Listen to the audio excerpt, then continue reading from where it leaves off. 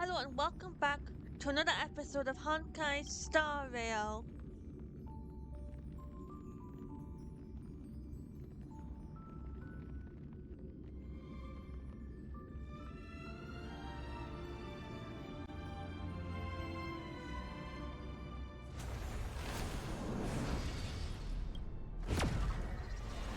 And we're in.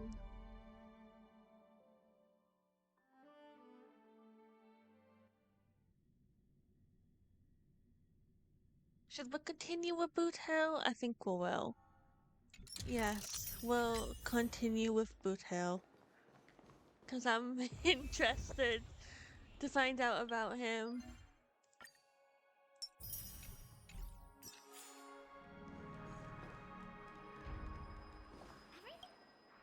The Charmony Festival is about to start! I'm so excited! Hey, you guys here for the Charmony Festival too?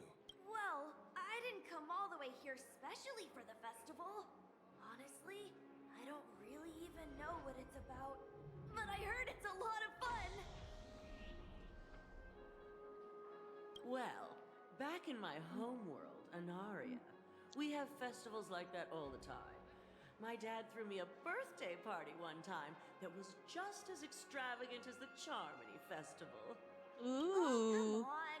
The Charmony Festival is a once-in-an-Amber Era event! How can a birthday party compare? Fair. Well, you never know, right? Maybe on her world, birthdays only happen once in Amber Era. Anyway, let's forget about that. Have you heard about the, unsettling things happening in the dreamscape? Unsettling things? What could possibly go wrong? It better not ruin the Charmony Festival! I've been looking forward to it! Relax. With a big event like this, there's bound to be lots of gossip and rumors. Don't worry. If anything does happen, the family will be on top of it. Oh, that's a relief. I didn't come all this way to see the festival go down the drain. Well, looks like I won't get any fudging clues out of these two. They're clueless. Oh, come on. Cut them some slack, Boot Hill.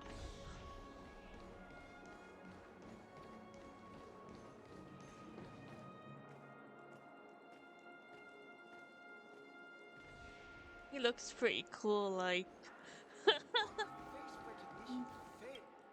What about you? Greetings. Do you I'm know Cody anything? of the Bloodhound family, head of security for the hotel. How may I assist you? Hello. So, there's something I wanted to ask about. I've been hearing some unsettling rumors about certain incidents that might affect the Charmony Festival. Do you think there's anything to be worried about? I've traveled all the way from the Hawaii Federation, and I don't want my trip to be ruined. What do you mean? Wait, you haven't heard? I don't think she has. I'm not sure where you heard those rumors, but they're completely baseless. I can assure you, as a representative of the Bloodhound family, that everything is going smoothly for the Charmony Festival. At present, all of the families are focused on making sure the festival starts on time. Even the Dream Master himself has arrived. So don't worry, your trip won't be in vain. That's a relief to hear. She doesn't appear to be acting. So, it seems that even the hotel staff are out of the loop. Seems so.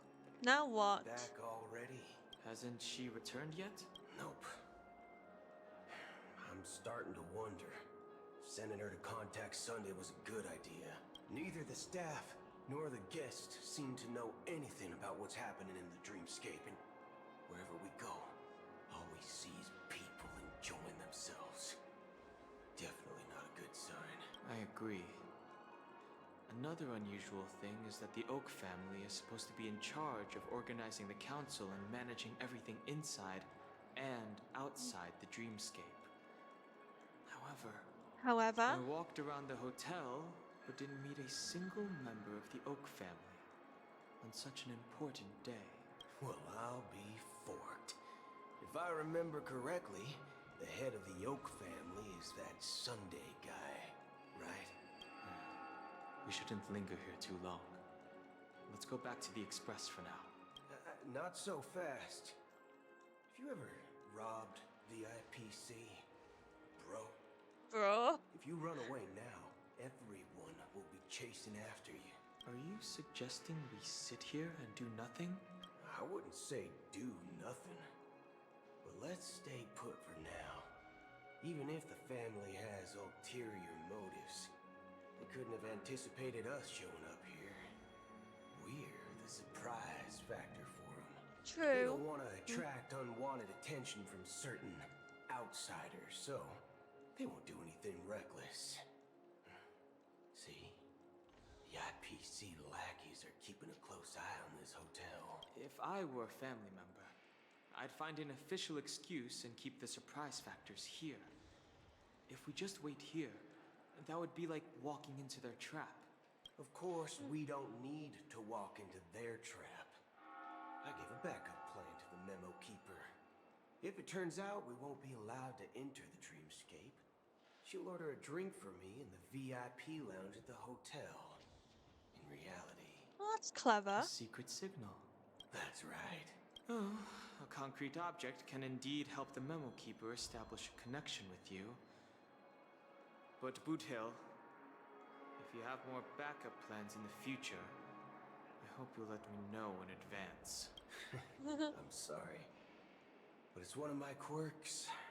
I have too many unreliable friends. Oh, I see. If I reveal that I have backup plans, things can go awry. And that would leave all backup plans completely useless. I understand.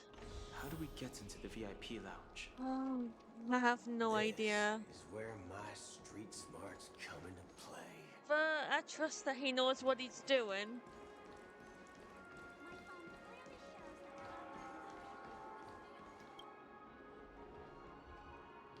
You're the lobby manager, right? Yes, I am. How may I assist you?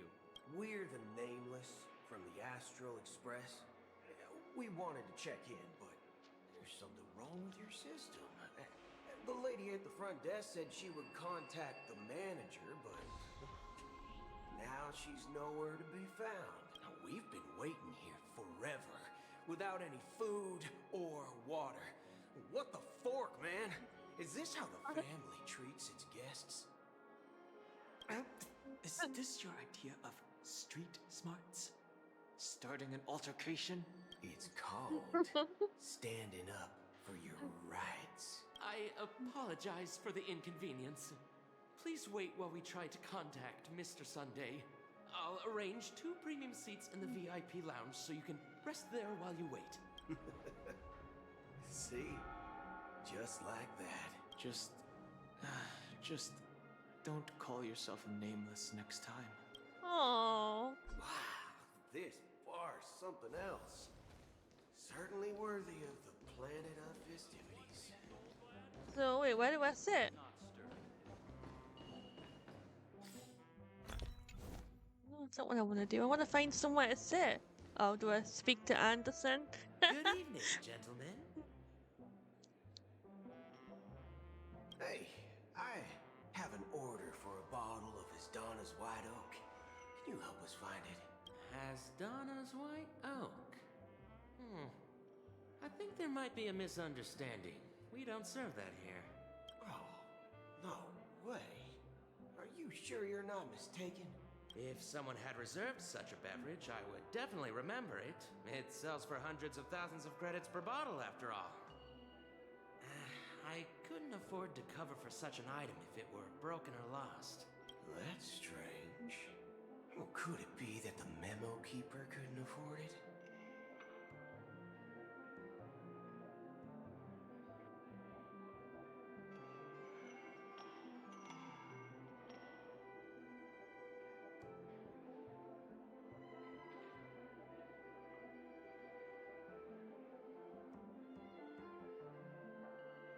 Then what should we do now?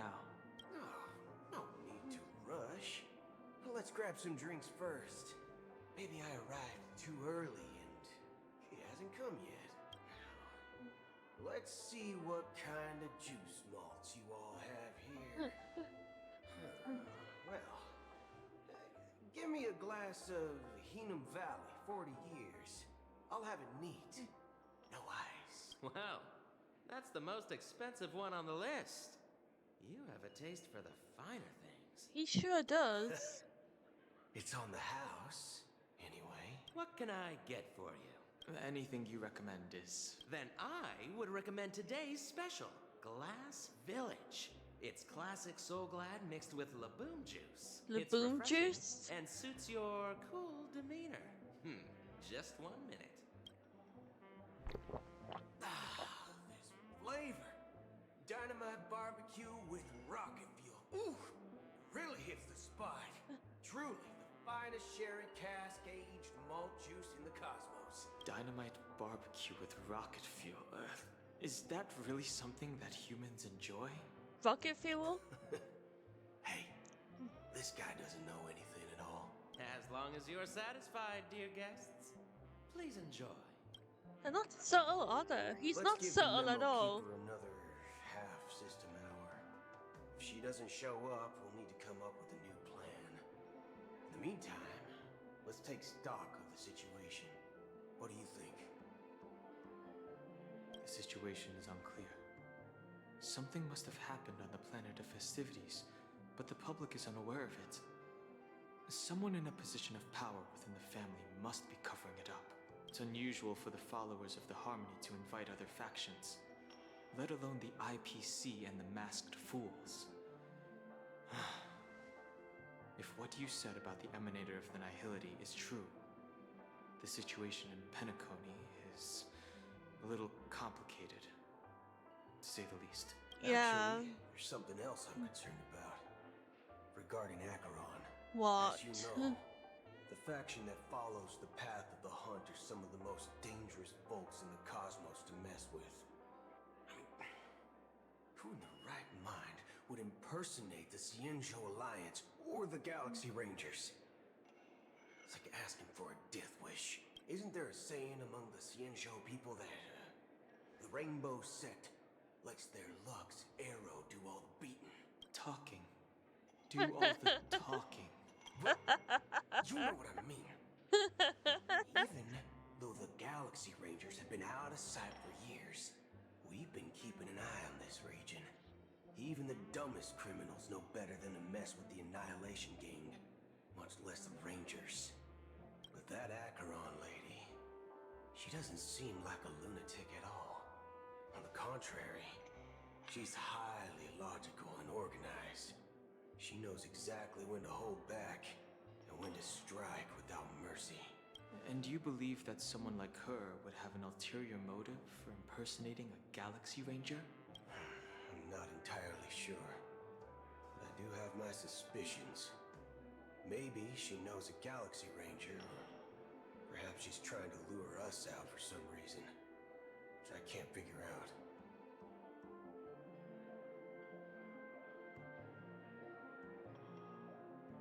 Anyway, what worries me more are the anomalies within the family. They've summoned followers from various paths for the festival. No matter how generous such a gesture is, this move seems highly unusual. And are you worried about us? The invitations weren't sent by them.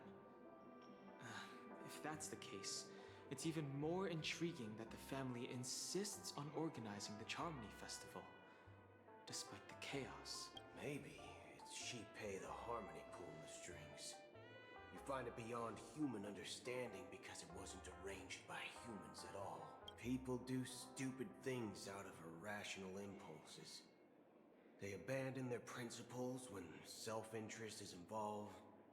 They believe in things they know they shouldn't, and fudge, they even break their own rules. But eons don't. They stick to their determined path and never turn back, even if they reach a dead end. You think Shipei's will is behind all this? It may not necessarily be Shipei.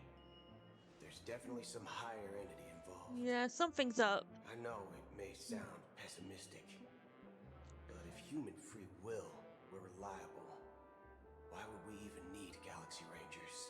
It's much simpler when you boil it down to the eons and paths. Like how Lon always follows the path of the hunt, or how the Express stays true to the Trailblaze despite Akavilli's disappearance. But in my opinion, Akavilli's fall holds significance for the Nameless. It does. So you're saying the Nameless now have to take responsibility for their own choices because their absolutely right leader is gone? Can't tell if you're making a jibe or what. Exactly. I believe the purpose of the journey isn't just about following a path that's always considered absolutely right. Yeah. It's more about doing your best to choose the right path for yourself among countless possibilities, even with limited insight and judgment. I don't know what you've been through, but Aww. I agree that people must take responsibility for their choices, because no one else can do it for them. That's why the Galaxy Rangers need to uncover the imposter and figure out her true intentions. Just in case. I have a backup plan if the Memo Keeper doesn't show up. This is my final backup plan. I promise. You sure have a lot of cards up your sleeve. He does. Well, going back to my old career would make things a lot easier. By the way, when you were walking around the hotel, did you happen to see any important-looking guests? What's your plan? It's simple. We just grab some hostages and use them No. as bargaining chips No, with the we're family. not doing that. Maybe we can even take their identities. No need for that. We'll return to the Express now. Wait, are you getting scared? Draw your weapon. Oh, Let's Jesus make a big Christ. scene.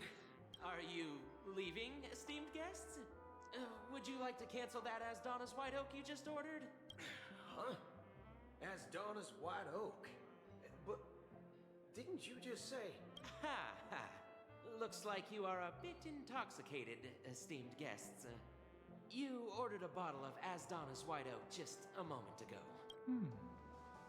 Looks like your Memo Keeper friend has finally arrived. Oh, right. Sorry, my memory's not the best. You know, too many modifications and all. Anyway, let me check. Well, fork me. It says Donna's White Oak, all right. And there's a note. I'll be waiting for you on the Astral Express. No mistake, that's her message to you. She knew the hotel wasn't safe, so she suggested we find another place. Well, looks like we took a detour, but now it's back to the Astral Express. So, what are we waiting for? Let's go. We're really going back now? What's wrong with me? Okay, I'm good. You're back? Two guests just boarded saying they were looking for Boot Hill, so I told them to wait in the parlor car. Who? Oh, just in time. 2 guests? Yeah, 2? Yeah, her too. Look, we welcome all passengers on the Astral Express, but sneaking in like that, you have no regard for etiquette. My apologies, conductor. It was an oversight on my part. I assumed you were already acquainted with the garden. Given the chaotic situation in Penacony, the Nameless are the only ones we can truly trust right now. You are the Memo Keeper. Pleased to meet you, Dan Hung. I've seen you in others' memories. And as for Boot Hill, this is our first face-to-face meeting.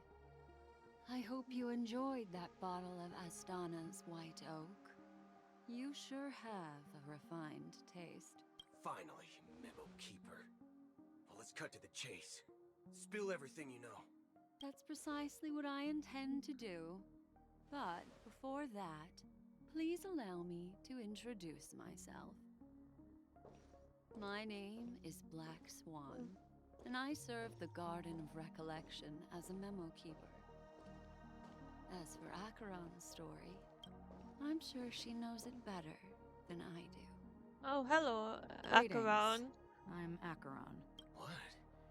You Garden of Recollection shirtbag! You betrayed me!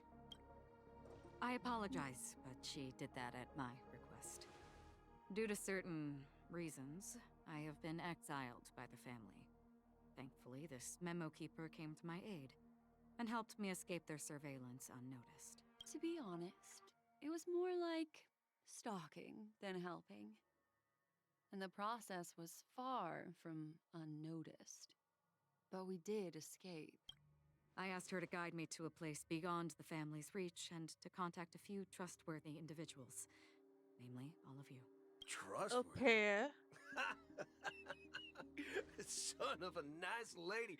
You think I'm dumb or something? How about this? I'll put a Oh. few bullet holes in your head and see what secrets spill out. Then, we can talk about trust. Like, come on. No, put the gun down. It doesn't have to be like that. I'm willing to answer all your questions, but not right now.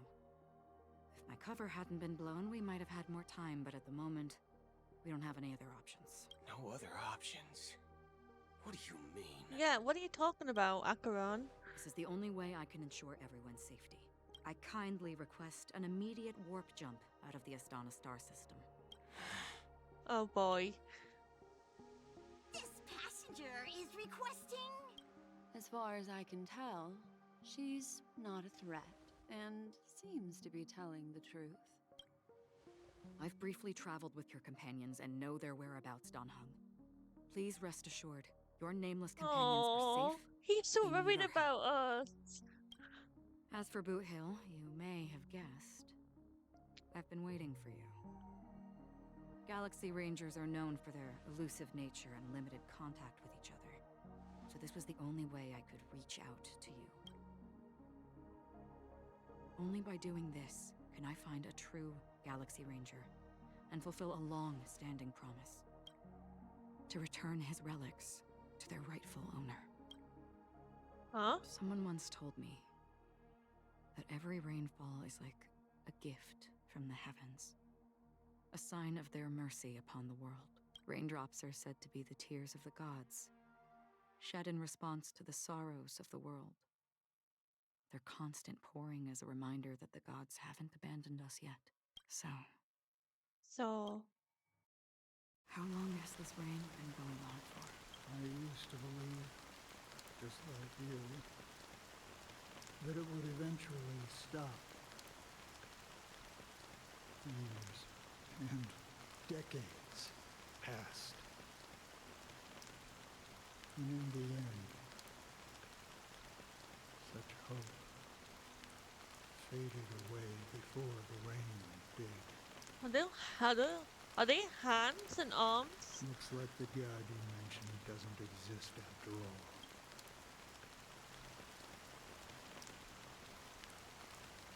Well, let me share a story.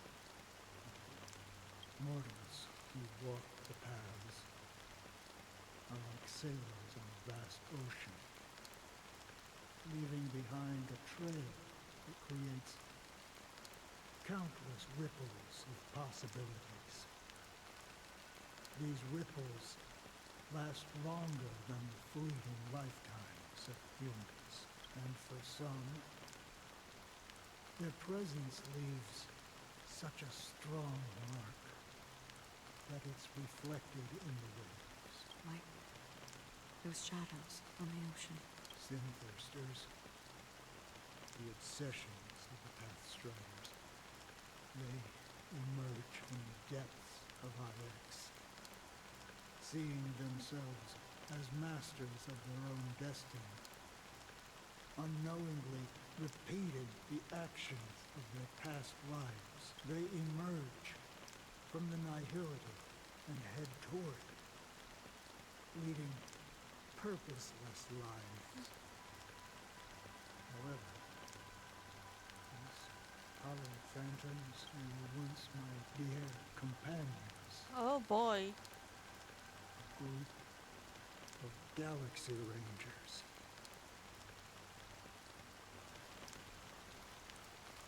Are you watching over them? Watching over them? No. I'm guiding them toward transcendence. It was a brutal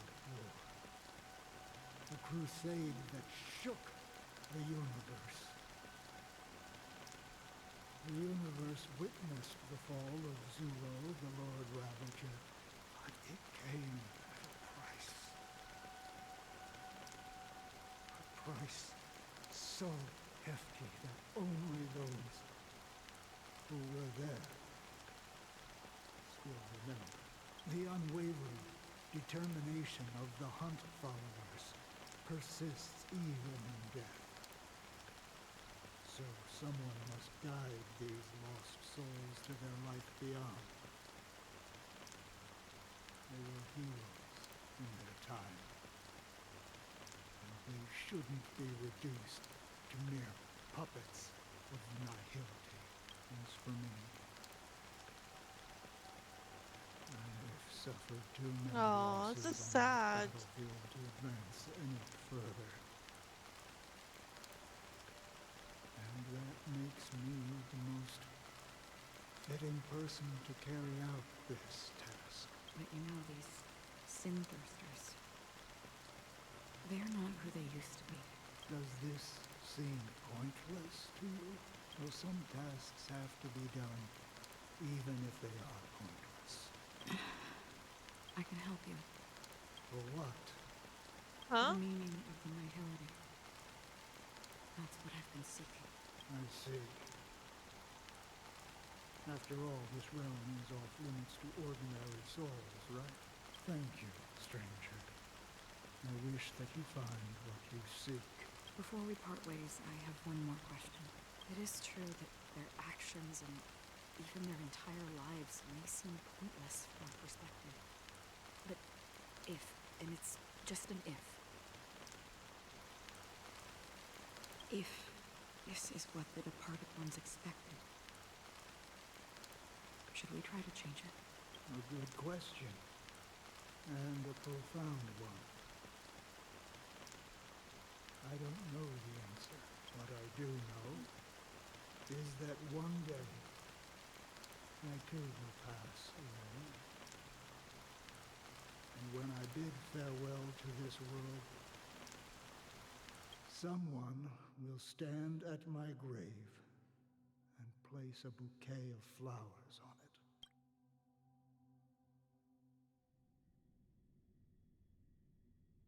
Oh, here we go. 9 system hours. When I appeared as a child, my speech, mindset, and soul reflected immaturity and innocence. As I grew into adulthood, I left behind my childlike side. I humbly request your blessings, esteemed advocate of Shipe. Come to me, my kinship. I have sought their presence with us. As you wish. I have faithfully served the Alfalfa family for nearly a decade, promoting the path of the harmony to the best of my ability. However, I made a mistake yesterday. While I was preparing dinner for the family head, I accidentally dropped a prepared dish on the floor out of laziness. I lied and claimed that everything was ready. Although the head has dismissed me as punishment, it has been tough to sleep with the guilt still gnawing at me, as I worry that the seeds of evilness may have taken root in my soul.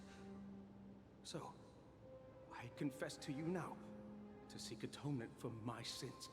But it was just an Do you accident. sincerely repent and vow to change your ways?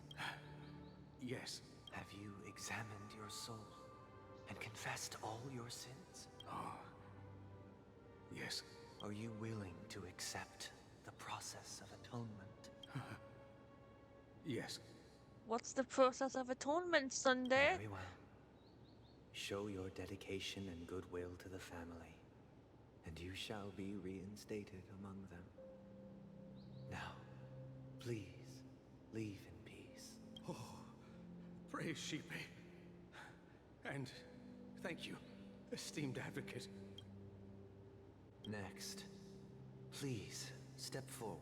I wholeheartedly confess to you. Please, pardon pardon my sins. Rest assured, I have implored their presence to be with us. As long as you are sincere, absolution will be granted. Oh, great. You know, I arrived in Penacony as a stowaway. I sold everything to get a ticket. My house, my land, and my 2 children. You sold your children? I see. Please, go on.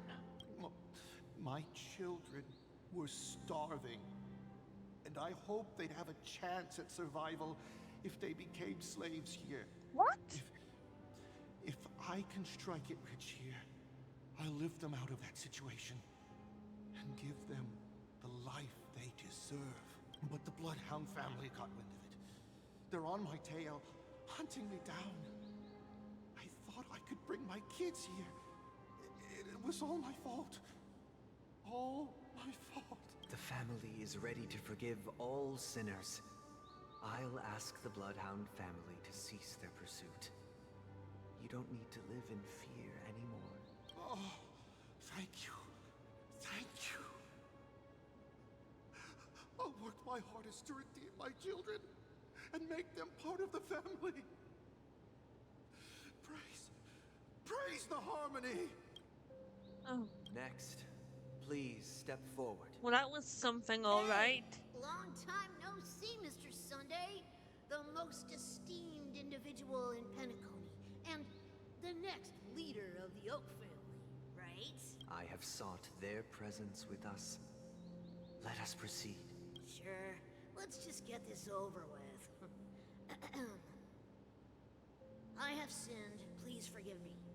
I wasted half a pizza at breakfast, and a bottle of Soul Glad. That's it. Nothing more. When we wrap this up, I've got a robo-ball game to catch, you know? Do you seek to atone for your sins through good deeds? It was just a pizza. My sins? Started to sound like a saint, huh? Well, let me tell you something. Neither the family nor you have the right to judge me. You think nobody knows what your precious family has done? About the watchmaker? Huh? Don't kid yourself, Featherbrain. Those dream chasers might be fooled by your act, but don't fool yourself. Before you start spouting off your holy verses, answer me this. Where does the power of the Oak family come from? And your power? What makes you think you can sit there all high and mighty, looking down on everyone else? Well, I've spent enough time in confession today to enter the Harmony's paradise, right? Then I'll take my leave. Good luck with your election, and, don't make me regret my investments in you. What the heck? Oh, revered triple-faced soul. Hear my doubts. Who can judge the strong when their power hides their crimes? Who can vouch for the weak when they will pay any price to survive? Maybe I misjudged Sunday slightly. Who can comfort the purest souls when even they get led astray? If the strong defending the weak is truly the foundation of paradise, then who is responsible for the suffering and anguish in this wretched world? Oh. Brother? Brother? Brother, are you alright? I'm fine. I've been working long hours, and I just made a trip to Dreamflux Reef and back. So, I'm a bit out of sorts. But it'll all be over before we know it. You've been working non-stop on the Charmony Festival, Mr. Sunday, and no one could have predicted this incident. Yeah, Even honestly. if the Stellaron does pose a grave threat, I still feel sorry for all the trouble we've caused you. Yeah, I'm so sorry. No need to worry about troubling anyone. The Charmony Festival was meant to spread joy and harmony across the cosmos.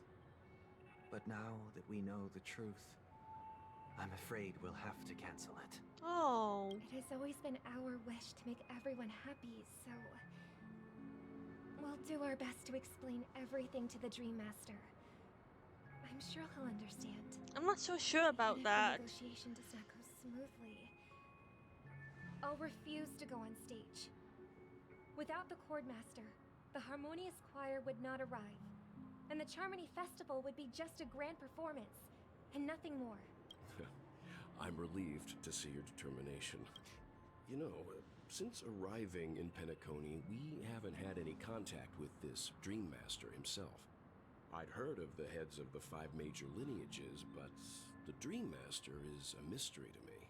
The Dream Master rarely grants an audience, even for us. But, given the urgency of the situation, he's agreed to meet us in person. Perhaps you'll be the first guest to meet the Dream Master in years, Mr. Yang. Let's hope we can reach a consensus that satisfies everyone. I doubt it, but we'll try. Let us hope so. Yeah. We'll have to get ready for the meeting. I apologize for any inconvenience caused by the urgency. Don't worry. I'll be waiting here. So now what? It's Mr. Sunday! Hey, come over here! Looks like someone needs help. Let's go check it out.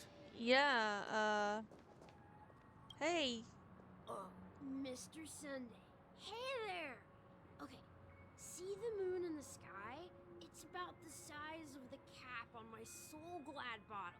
If I just reached out my hand, I could grab the moon, couldn't I? The moon? You mean the Grand Theater? Yeah. Look at me. I've been away from home for too long. I must be missing that moon. Oh, But damn me. It's no big deal. The Grand Theater here looks much better than the moon back home. It's just magnificent. They told me not to sell everything I had just to come to Penacony. How short-sighted. Selling everything you had? Why would you go to such lengths? Why? Can't you see? Life at home is miserable. It's not really living at all. It's better to be here at Penacony. No pain, no worries about tomorrow, just sweet dreams. You can do whatever you want. That's what I call living. Oh boy. Now this is the life. Is this truly living? Huh? What did you say, young lady? I didn't quite catch that. Oh, it's nothing, sir. You see, the traffic on Glock's Avenue can be dangerous. How about I ask a Bloodhound family member to escort you to Ideen Park over there, so you can continue enjoying your sweet dream? Oh, yeah, that's a great idea. Wow, no wonder you were the leader of this sweet dream. You're totally a lifesaver. See you around, Mr. Sunday, and it was nice chatting with you. Oh boy. What's up, sister? This is the land of the dreams. But why do they live like this? The man we ran into, he doesn't seem happy at all. Even though sweet dreams are nice, they're just illusions. But for him, they're the only way to survive, even if it means giving up on reality. That's not really living at all. I suppose you have a point. But, in my opinion, that's how most people live their lives. Why do you say that? You think that man is not actually living, but that's not quite accurate. Even without Penacony, people create their own illusions called self-value. People believe they have a predetermined value to fulfill. Gaining value means gaining power, and those deemed worthless are seen as the weak. However, value doesn't come out of thin air, and there's a limit to it. To accumulate value, people have to take from others. So, the weak get exploited and oppressed. Ain't not the truth. Are you suggesting that this is not how things should be? Exactly.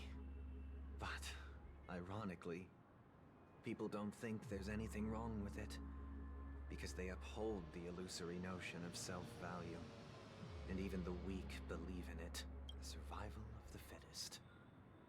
That's where all the tragedies in the world come from. People come to the sweet dream in Penacony to escape from that reality and find solace. No tragedies exist here, only happiness. Although in its nascent form. Isn't that the same paradise we yearn for in our dreams? Perhaps that man is just an exception. Let's not jump to conclusions. We should experience the dreamscape ourselves. Just as I did at Dreamflux Reef. Yes. Seeing is believing. Oh, I'll this accompany sounds you. nice. The Dream Master hasn't shown up yet, so we have some time for a stroll. Oh, that sounds fun.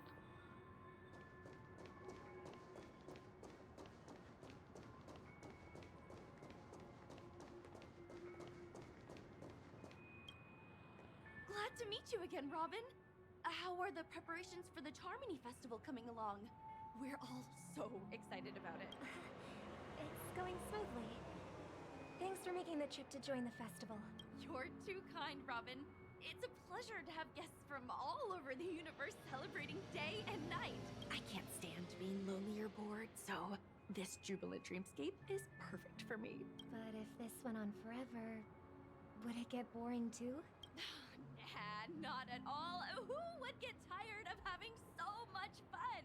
Every day, you get to wear fancy clothes, explore all sorts of dream bubbles, indulge in delicious food without gaining weight, and you never get old or sick. As long as you can afford a room, this place is the ultimate paradise. But you know that only a few things can be brought back from the dreamscape to reality, right? That's exactly why I don't plan on bringing anything back. Just enjoying the dream itself is good enough for me. I mean, I'm not one of those long-living species. I only have around 60 or 70 years in this lifetime, and there's so much to worry about. Being happy here is pure bliss. Only in this sweet dream can I truly feel like I'm in control of my life and fate. Really? Who would want to go back to reality after experiencing this bliss? I see. I genuinely wish you all the happiness in the world. And I wish you a fantastic performance, Robin! I'm off to the Blue Hour for the ball. See you later. Seems like that guest's perspective didn't resonate with you either. She had a valid point. I could sense her genuine happiness. It's just that... Just What that. you're trying to say is, she thinks she's in control of her life. But in reality, she's just escaping from reality and seeking solace in this sweet dream. Once she steps out of this sanctuary, everything will be lost. Well, she did make mention of being able to afford a room. Didn't she? However, the paradise in our dreams, it doesn't have to end. No. And the paradise we yearn for shouldn't be just a fleeting dream either. I agree with her. I see what you're saying.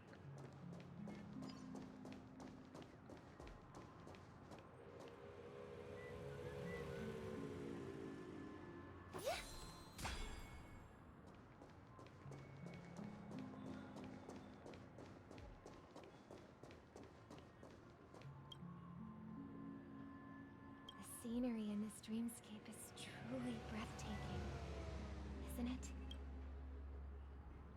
Oh, Robin. Can't believe I'm meeting you in person here. What an honor. You're right.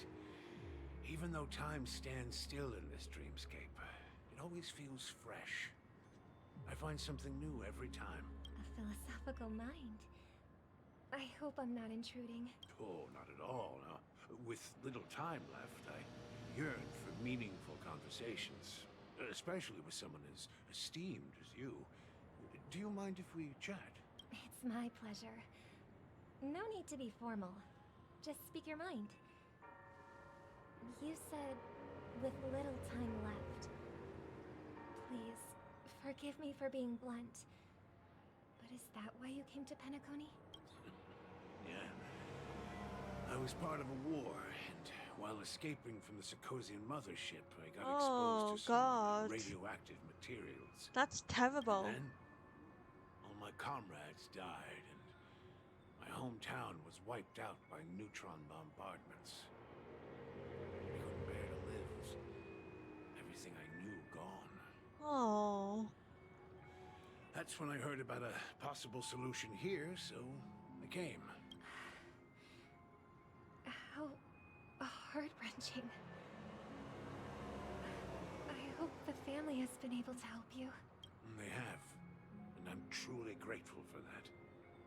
They provided me with a comfortable room, the most advanced life support devices in the cosmos, and a stellar team of caregivers. My physical body is now in the dream pool, sustained by life support. The me you see here is whole, rational, and no different from any other person. But I can't say the same for the me in the hotel room, my true appearance. No. I hope you never have to witness it, Robin. So, you'll be living forever in this dreamscape. Just being able to live at all is good enough for me. Whether it's in this dreamscape or not, well, I don't really have much say in the matter. My world has been torn apart, and my life could end any second. So, even if this whole place is an illusion, it's still my paradise. And I'll treasure every moment I spend here. Now I envy those everlasting things. Oh, that's sad. Romance story. It's so tragic. Fortunately, this sweet dream gives him joyful memories to hold on to for the rest of his life. That's precisely why this sweet dream in Penacony exists. However, even this sweet dream has its limitations. While it provides solace to the disillusioned, it can't completely eliminate pain in reality. There will be a way out. Penacony is already on the right track. Is it? How? The other Robin? Oh. Sparkle. This witch.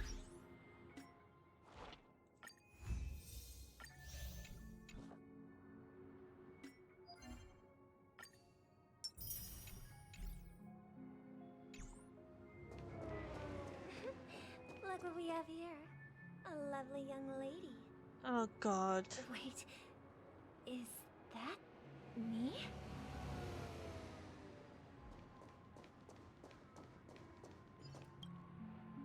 Brother, what a surprise to see you again. Show yourself. Your trick won't work on us. I've heard that a skilled mass fool received an invitation too. That must be you, right? Did you enjoy yourself? Barely. The people here are way too gullible. A little bait is all it takes for them to bite. And they run away at the slightest hint of danger. In other words, they're naive and cowardly. Really now? Now that you've had your fill, it'd be wise to leave before it's too late. The music of the harmony doesn't tolerate discord. What? Now that you have the real Robin, I'm useless? Oh, how disheartening. I've done so much for the family. You should be thanking me, because if it weren't for me cleaning up this mess, Penacony would still be in shambles. Don't you think? That was a personal request from the head of the Iris family, and it has nothing to do with us. Step aside and stop causing trouble for the Charmony Festival. The Charmony Festival? You think you can scare me? You think I have no idea what you're planning? Oh god. I don't care what you're thinking, chicken wing boy. But I'm pretty sure our lovely Robin won't be appearing on the stage. After all, you're well aware of what a sorry state this dreamscape is in under the banner of harmony. Penacony, the land of the dreams. Is this truly paradise stop it. What's the rush, chicken wing boy? Come on, Did I Sunday. get to you? Don't let this chick get to Our you. paradise is none of your concern, masked fool. Leave now, or the family won't tolerate you anymore. All right. I'll go. But Robin, I suggest you seriously consider this. Do you really believe those living in dreams can escape pain and find true happiness? Well, I've done my part. And now I'm simply waiting for the fireworks to begin. Here, the last 2 gifts for both of you. And don't lose them. If by some unfortunate chance the Charmony Festival starts against all odds, remember to use them during the show. And it'll be thrilling. Bang! Oh God. Greater coin in the distance. It seems the Dream Master will arrive soon. Am I gonna find out what the heck is going on at some point? Because I'm still totally a little bit confused. Let's wait here for the Dream Master to arrive. Okay. By the way, brother, I heard you no longer have a sweet tooth. Back when we were kids, you used to steal my desserts. Seems like a lot has changed during my absence. What exactly happened? Well, someone has to stay awake even in this sweet dream. But that someone doesn't have to be you, or anyone in particular.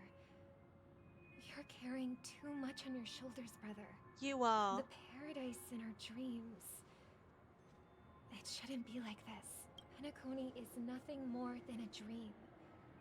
It can't erase the worries and pain of reality, or bring true happiness. It only offers an escape from reality. Nothing more. Remember the old man we met earlier? Without this dream, he might have completely lost himself. That might be true, but even without Penacony, he could have chosen another path. As far as I know, the Intelligentsia Guild has been promoting their rehabilitation techniques for a long time now. That path may have been more ordinary and challenging, but now he is receiving hospice care in a comatose state, and his fate is sealed. Is Penacony granting these people a future? Or is it taking it away from them? Well, don't forget this. Not everyone really has a future. The future for humanity is like the sky for birds. People mistakenly believe that flight is inherent to birds because they've never witnessed those birds crashing to their death. Oh, Do you remember boy. how we took in that little Charmony dove when we were young? Yeah, we took care of it. Provided food and water, groomed its feathers. And later, when I decided to leave Penacony, I opened the cage and set it free. Well, I didn't mention what happened to it in my letters Oh because I didn't want to no. upset you. Shortly after you left, it crashed to its death right in front of your window. Oh my God. I had surmised as much. I knew you wouldn't have avoided mentioning the bird for no reason. Despite that unfortunate outcome, I still believe it was the right decision. Birds aren't meant to spend their lives in cages. They belong in the sky, even if they can't fly. But here's the thing.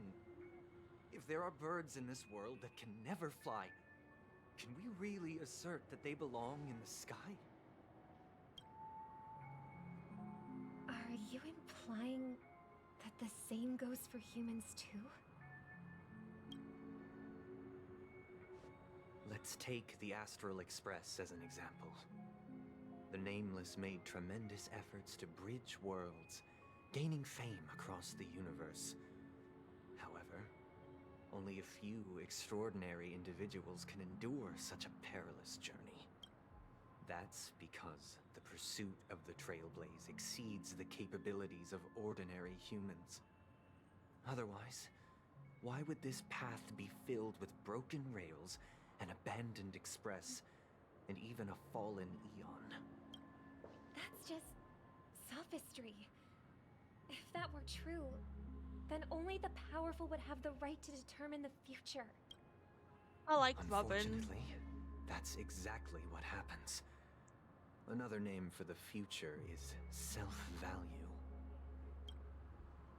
While this world has its fair share of heroes who inspire people and garner admiration for their heroic deeds, the majority of ordinary people will never become heroes in their lifetime. Some are born weak and vulnerable. Some find themselves trapped in unfortunate circumstances. Some fall victim to malice and cowardice. When it comes to survival, everyone is equal.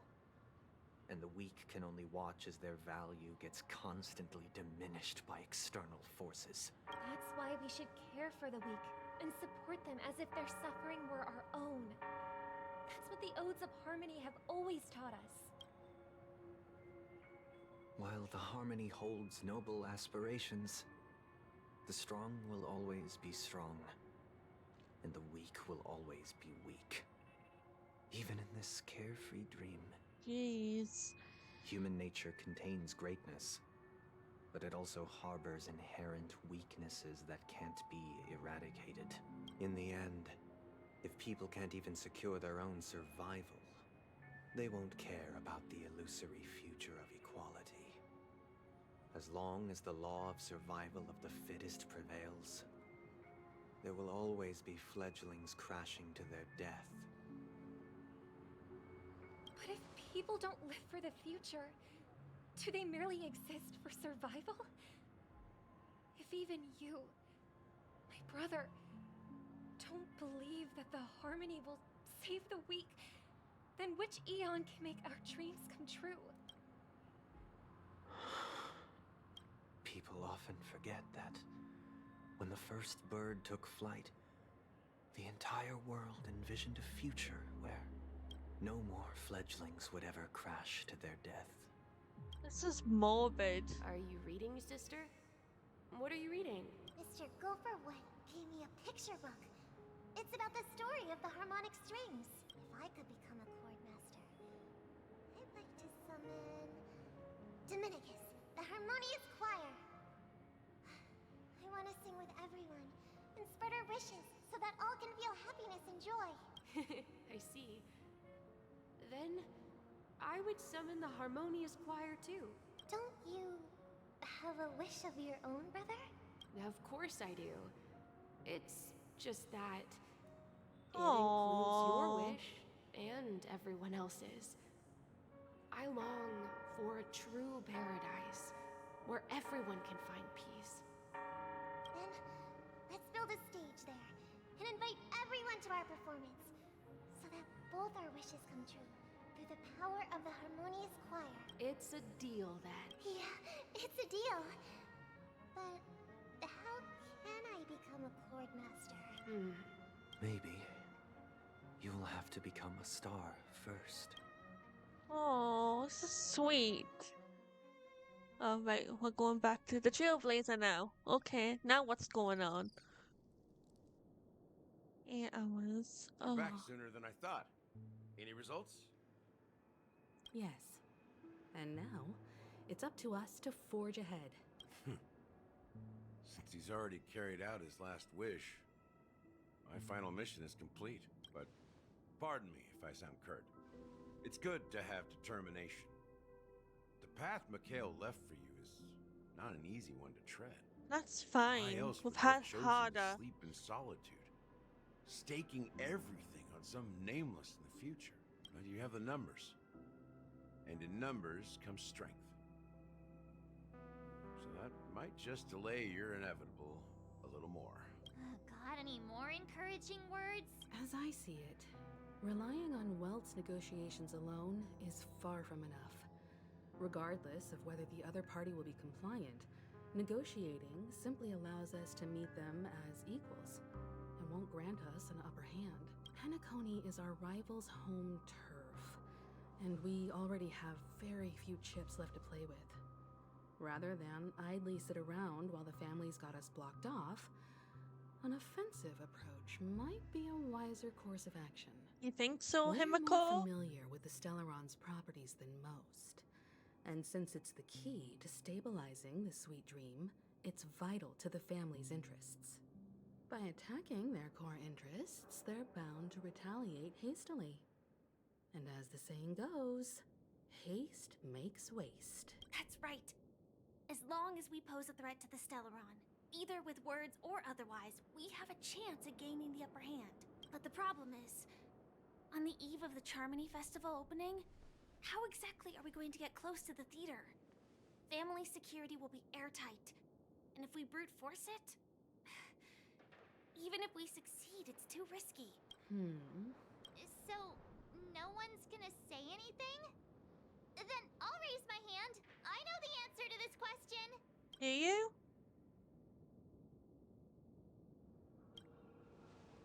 Why are you speaking like the General of the Law Fu? So, I heard that before the Charmony Festival begins, there'll be a pageant to kick off the festival.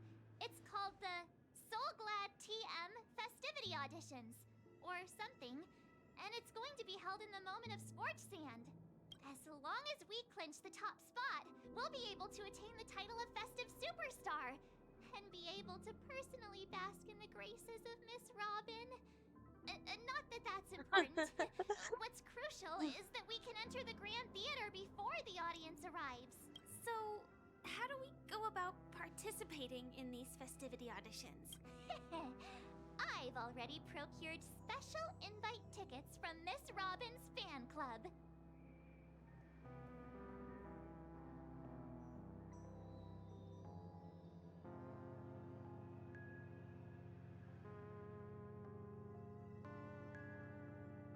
To tell you the truth, I had been preparing to join the auditions all along.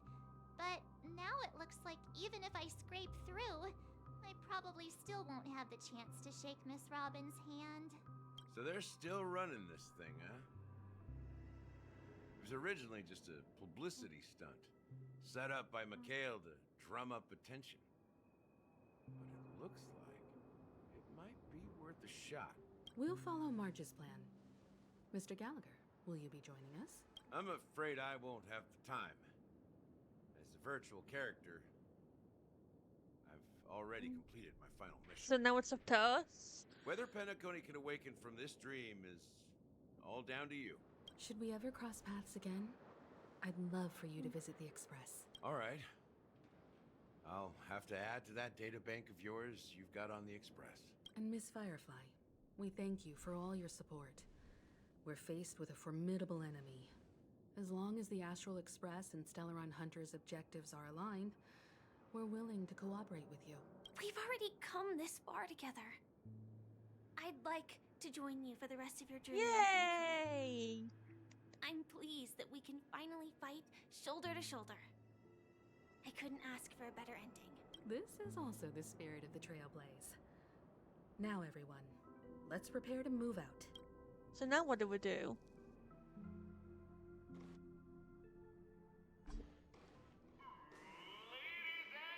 Oh, okay.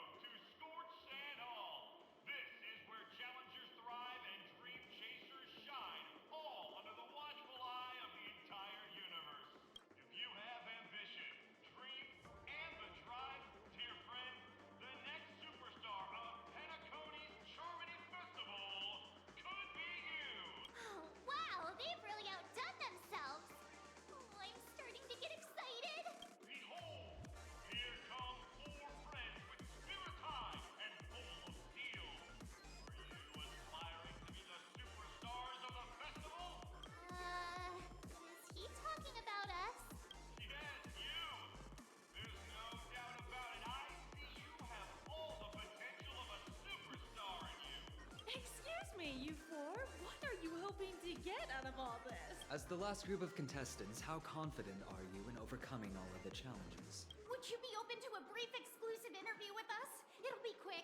Your journey is long and fraught with peril, yet under a sky blanketed by banners, you vie for the crown. The sword and rose! Protect the beauty! The beauty, the beauty! Magnificent and majestic! A knight's head is hard as steel. Brotherland's focus is stubborn as a heel. Oh we don't all boy. want to be winners, but if we don't have fun, we'd all be sinners. People are pouring in. Kinda feels like all sorts of baddies are showing up. Let's get in there quickly and enter the competition. Ladies and gentlemen, please make way. Make way. Now what? Now is one of Penacony's top 10 wealthiest tycoons and the soul-glad business empire's founder, Mr. Ideed. Allow me to introduce myself. I'm the director of Soulglad's factory, Ideen Lena. My four friends, introduce yourselves to the audience across the cosmos. Hello, everybody. I'm Himiko, a nameless from the Astral Express, and these are my companions. Don't you guys need to hide your identities? Can't hide it anyways. Penacony is plastered with our posters. And because the Astral Express is so well known, the family won't dare to make any rash moves.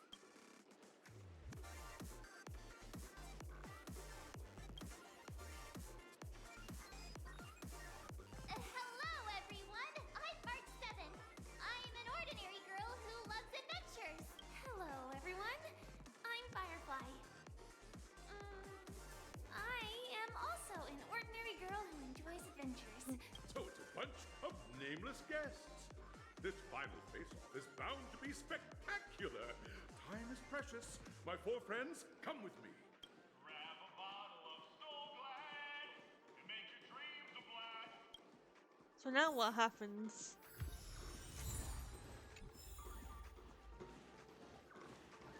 Well, it can only go one or two ways, can't it?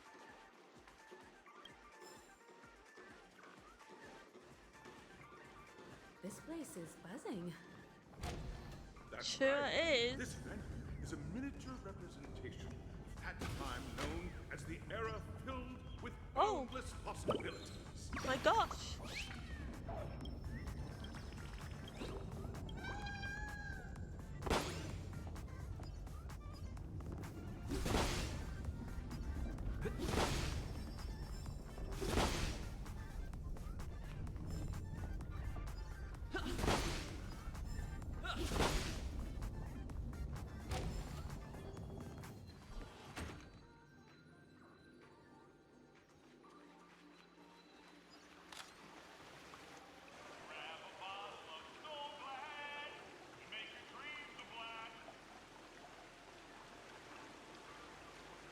Nameless, your arrival reminds me of the grand occasion when Penacony was first established. I was still a young, bright-eyed lad back then, lured here by the watchmaker's ads, full of zeal and ready to make my first fortune in life. Once, during a particularly grueling day, I passed out and was resuscitated by a drink from Mr. Sousa. That sweet taste has since been etched in my mind, and that was what drove me to create the Soulglad that we all know and love today. The dream-chasing era was truly a wondrous time. Oh, I miss those days, and the watchmaker. Scorched Sand Hall is my homage to that time of boundless possibility. I wholeheartedly hope you make it to the finish and emerge as the next superstars of Penacony. Now then, is there anything you'd like to say before the competition officially begins?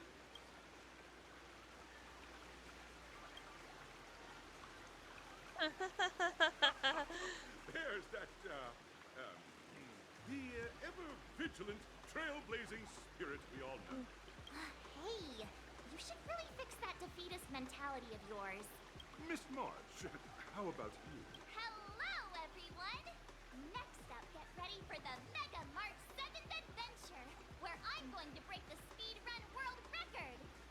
Trailblazing into the uncharted and challenging the limits.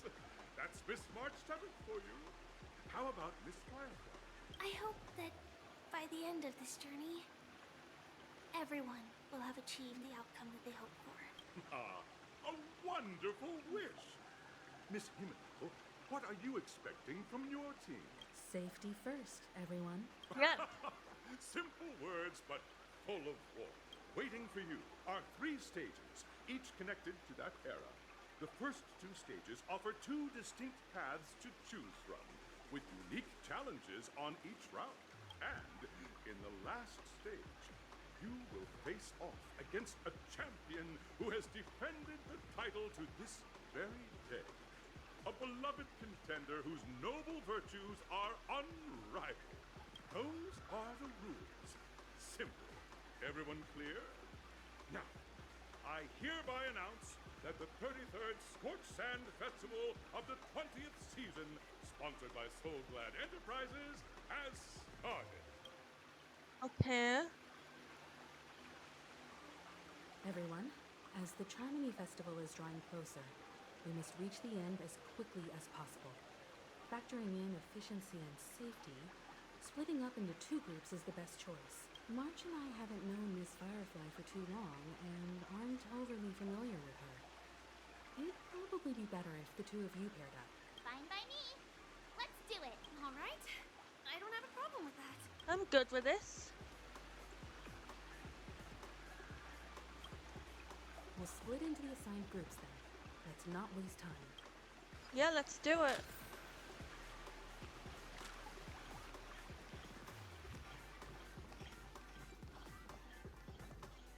Welcome to the first stage of Soul Glad Enterprises' 33rd Scorched Sand Festival of the 20th season, Dream Play Fantasia. In this stage, you can choose between 2 challenges, the School of Acting or School of Action. In the School of Acting challenge, you have to complete 3 performances from 3 scripts and move the panel judges. Ooh. In the School of Action challenge, you have to defeat 3 groups of enemies convincingly and reach the end. Now, make your choice.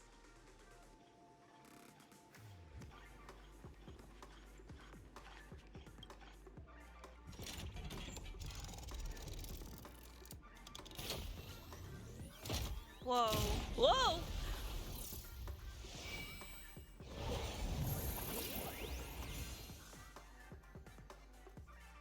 Wait, but... Oh, I see. Click on the...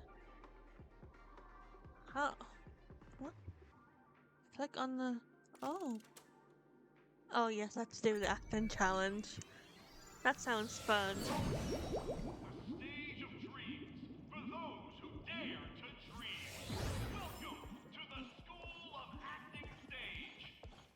Wow. Competitors, allow me to introduce the rules of this challenge to you. There are 3 stages up ahead. On each, you will find an outline of a script.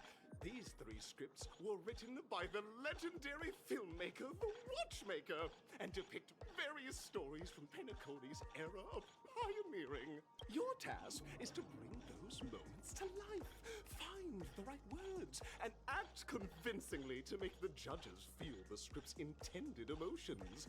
Oh, I wish you a successful performance. Also, a bit of trivia.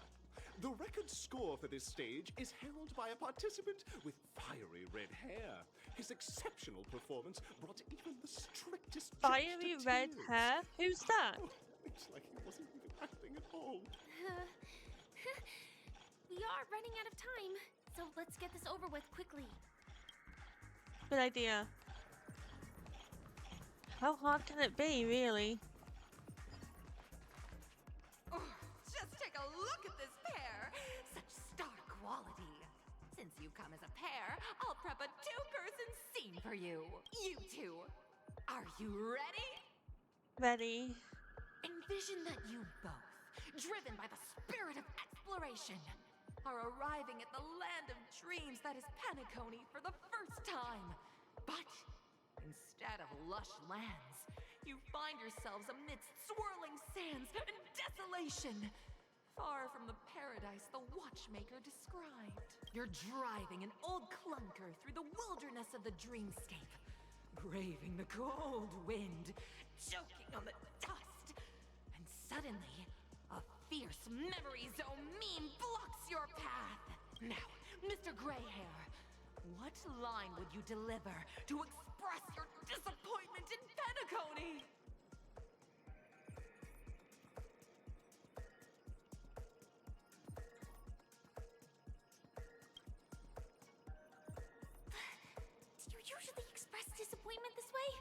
not. Very good. Now, though you're disappointed, your screen partner is conversely very enthusiastic. Now, young lady, you will say... This is great! I love living on the wild side! Very good! Very intense!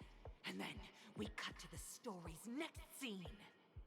You find a job mending the rails, but the days are long and your endurance can't keep up, and you finally collapse in the endless expanse of desert. Suddenly, sweet rain falls from the sky, wetting your lips and rousing your spirits. Now, Mr. Greyhair, what line will best express your surprise at this moment?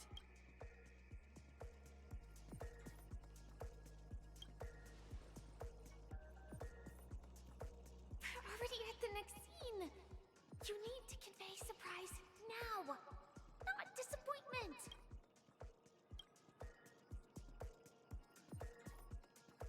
But at this moment, your partner yet gazes into the sky, both her eyes closed. The raindrops fall, blurring her vision, and she tragically says, Perhaps we were never meant to succeed. Right? Fantastic! Both of you have an incredibly solid foundation in dialogue delivery. However, lines aren't everything in a performance. Please continue this story on the second stage. Up next, you'll be challenged with a body language test. I hope these tests won't take too long. I hope not either. Ooh.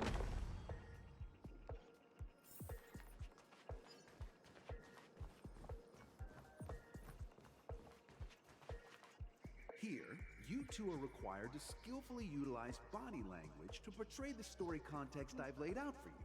Picking up from where we left off, a heavy downpour saves you both stranded in the desert. This rain quenches the anger in your heart. You look to your companion, now completely devoid of fighting spirit, wanting to comfort her. At this moment, what should you do to make her laugh?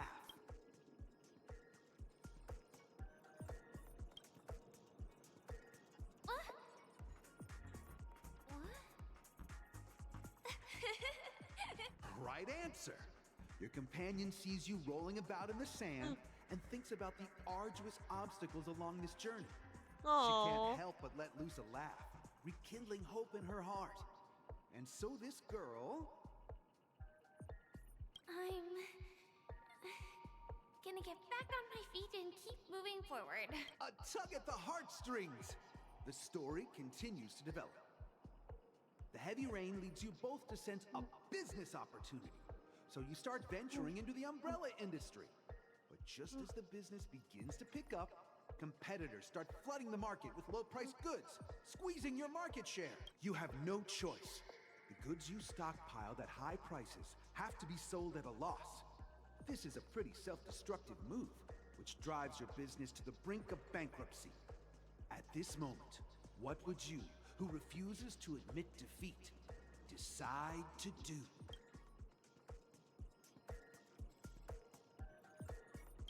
Stand up and smack the table? Fantastic! But it's a pity your friend does not agree. Seeing that you're up to your eyeballs in debt, she sees nothing but despair in her future. And then... I leave Penacony in utter disappointment. Is that okay? Of course! Absolutely! I was this close to tears! Both of you possess exceptional acting talent. However, the true test is yet to come. You're about to encounter the harshest judge this show has ever seen. You'll need to rely on perfect performances if you want to win them over.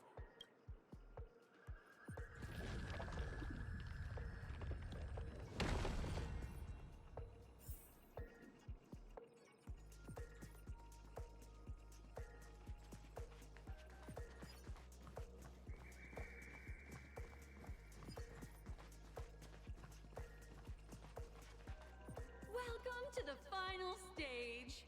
Actually, all the scenarios that you previously encountered were all from the film Once Upon a Time in Dreams.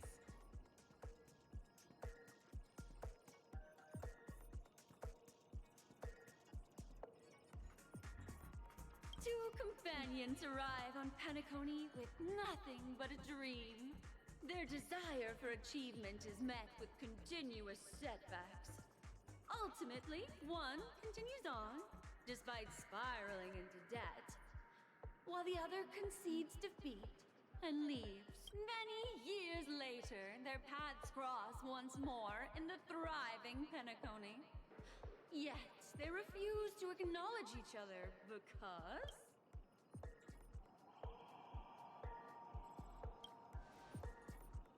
Against the backdrop of a revitalized Penacony, the joy of reunion mixes with the sorrow of past separation, the awkwardness of being strangers, and the shyness of a long-awaited encounter, all converging at this very moment. Give it a shot. Try and convey this bittersweet scene to me. Bring it to life with precise and emotive acting. Is this ever going to end? I know! Why don't you try that clockwork thing you used before? Will that work? Guess it's worth a try. Your performance is far from satisfactory.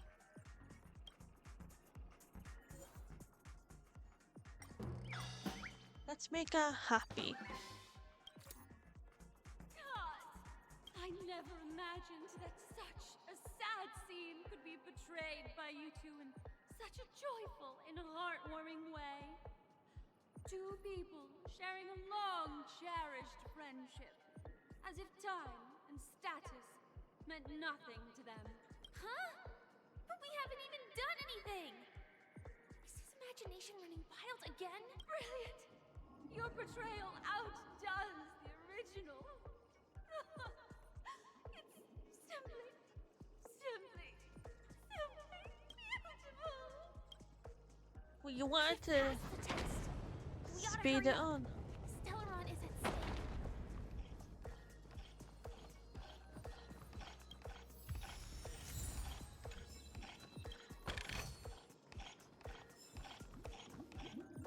Congrats to both of you for clearing the stage, but more importantly, are you having fun? Fun is more important than success. Look at the time. You finished much faster than that red-haired contestant did. That red-haired contestant. Who is that exactly? Yeah. You'll find out eventually, but only if you clear the next test first. Welcome to the second stage of the 33rd Scorched Sand Festival in the 20th season, sponsored by Soul Glad Enterprises. Gunfire time! You have the option to choose Gunfire and undergo Brother Hanu's trial, or Time, where you'll face Clucky's trial. And now, make your choice! Oh boy, I don't know what we're doing for those.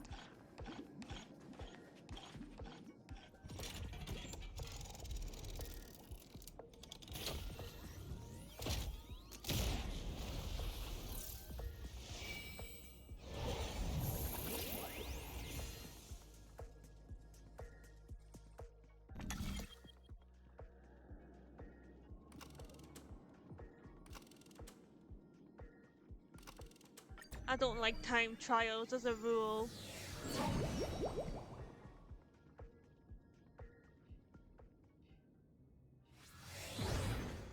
Dear friends, welcome to the enchanting universe created by the Watchmaker. Awaiting you is the morally dubious yet ever charming character from the animated Clocky series, Hanu! It is said that these cartoon characters were inspired by the Watchmaker's own experiences. According to research by Clocky scholars, the original Hanu of reality shared a deep friendship with the Watchmaker, akin to comrades in arms. Enter into the world of Hanu via the TV by the entrance and partake in an enchanting and suspenseful story with him. Good luck in there. If it's a gunfire trial, We should be able to settle this with a fight, right? I hope this won't waste too much of our time. You and me both.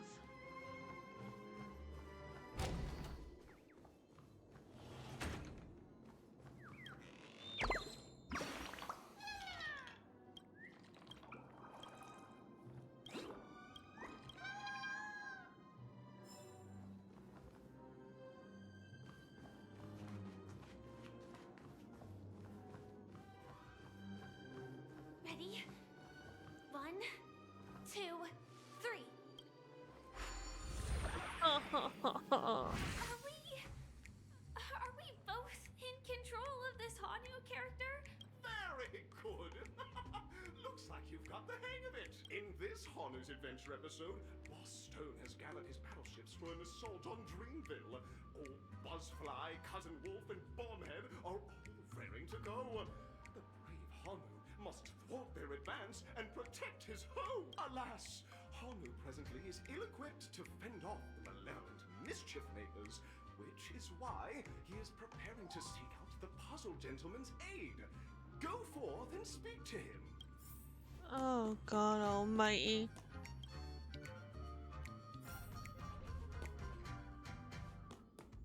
Oh, brave Hanu, you look like you could really use some help. Long time no see, Hanu. You look pretty stressed out. How about an intense and thrilling game of Dream Jigsaw to blow off some steam? Oh my! Are you telling me that Boss Stone has rallied the villains to seize Dreamville? What a dreadful twist of fate! Listen closely, Hanu. I'm aware you're in need of a suitable weapon. And I also know there's one just upstairs. How convenient. But you know what? You'll have to play an exhilarating round of Dream Jigsaw first. No Jigsaw, no moving forward. Now scurry along, Hanu, but tread carefully. Two ne'er-do-wells are also eyeing those jigsaw pieces. Either outsmart them with a quick knockout, or ensure they don't catch you in the act. I can't wait to see you finish the Dream Jigsaw. Best of luck, Hanu. Let's stay alert and make sure those monsters don't spot us. How am I going to do this?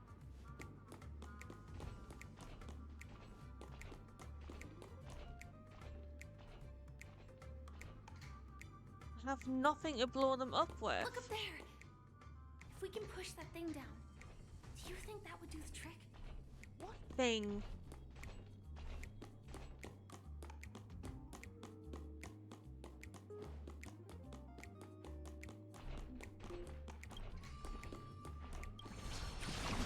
Oh.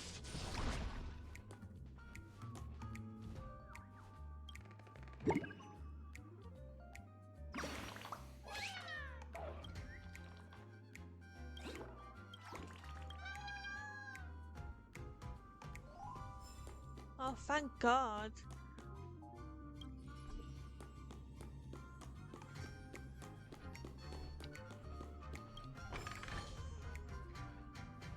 What can I... Hush. Oh, clever. Yeah, nice work. But still, we're gonna get past that thing. Gotta be quick, because... Right, let's just see. You can't see what up here. Get down quick. And then run over here. I'll get it. Finally, that's all the jigsaw pieces. Let's hurry back. Woo! Right, let's see what goes where.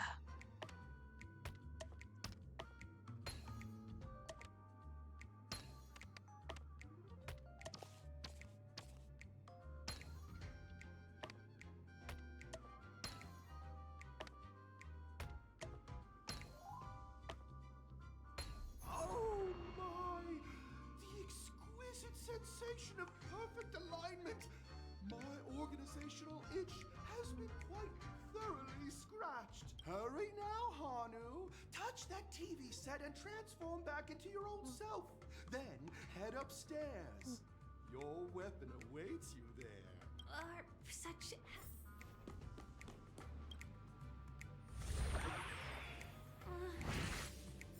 Disconnecting from that thing so suddenly has left me feeling slightly disoriented.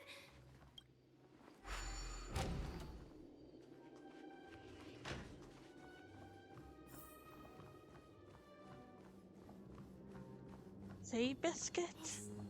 That Hanu?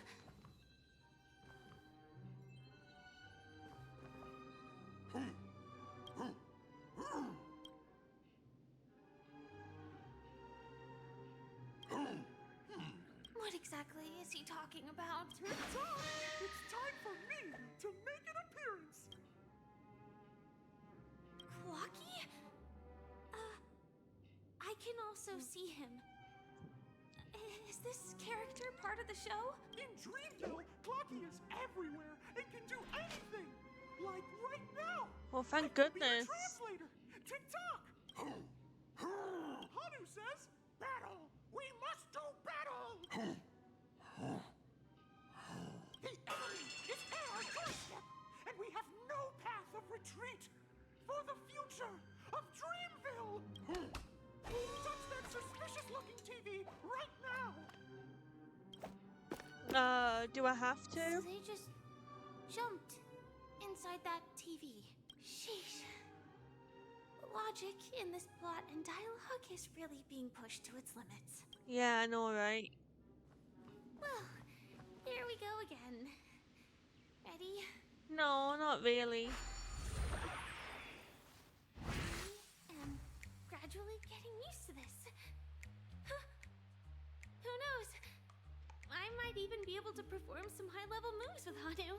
Oh, did someone say high-level movies just now? That's right, pal. The upcoming script is just exploding with all sorts of high-level shenanigans. Last we saw, Hanu was preparing for battle. Suddenly, he hears heavy footsteps coming from the hallway. The mischief makers have broken into his home. But brave Hanu won't go down without a fight. He instantly sprints for the storage room, ready for a do-or-die showdown against the baddies. But we still don't have any weapons in hand. Guess what? Hanu's favorite bazooka just so happens to be in that storage room. So better move on. What a coincidentally convenient plot twist. It'd be even more awesome if the organizers allowed me to wear armor. How are we gonna do this exactly? I don't know how we're gonna do this.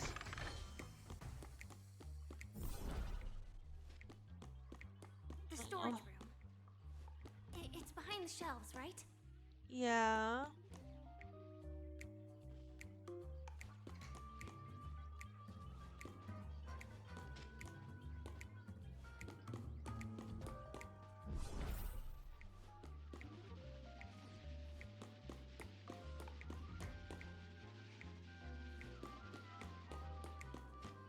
Oh, I know how.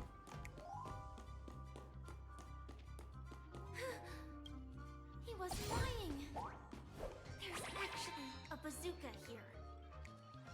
Now we should have a way of dealing with those bad. This thing feels just like the soaring locust too.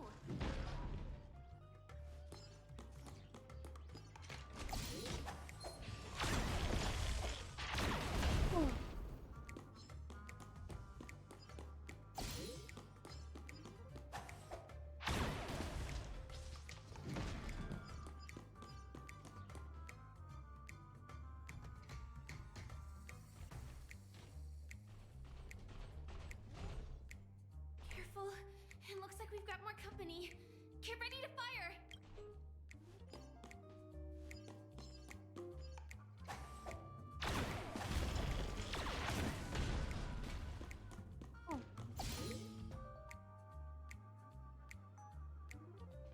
Oh, come on.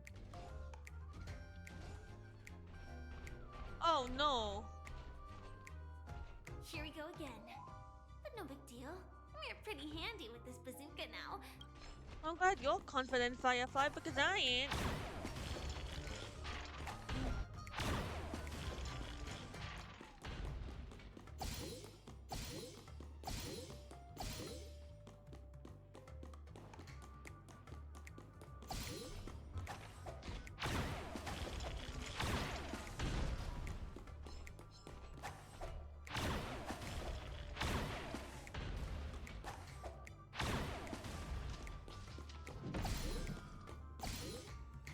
be all of them, right?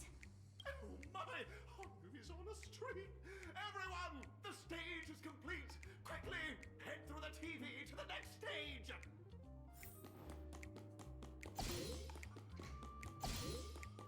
Oh gosh, I'm glad that's done well.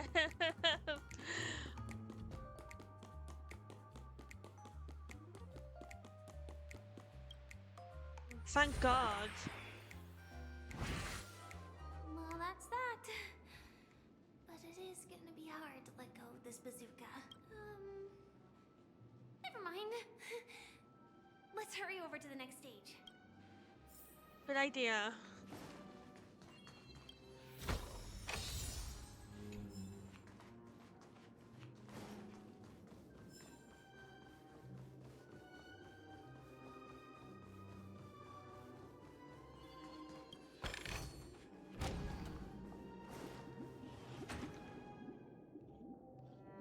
Congratulations to both of you! Oh, you've overcome all obstacles and proven yourselves! But, unfortunately, there is only one who can be Penacony's festive superstar. In the final stage, you will face the defending champion.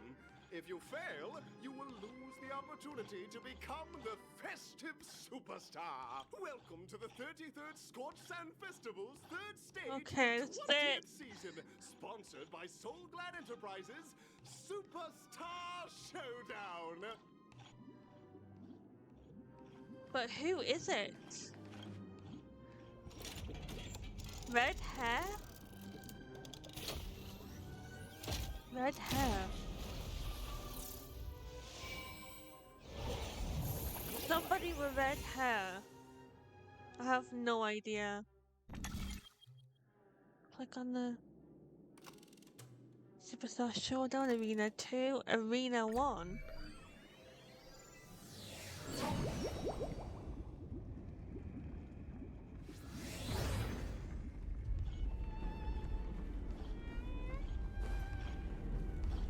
Who is it? Wait. Wait a minute. Wait. No way. I think I just saw someone. Someone extraordinary. No way. Not you again. No. Are you a Knight of Beauty?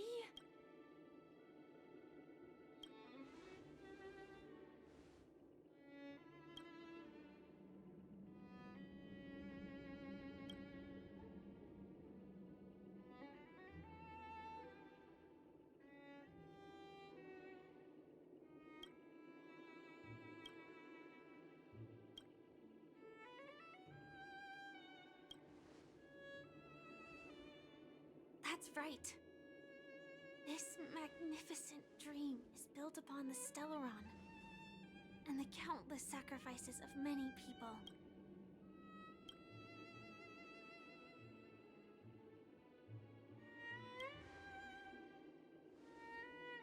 If I'm not wrong, the Knights of Beauty also received an invitation from the Watchmaker, right?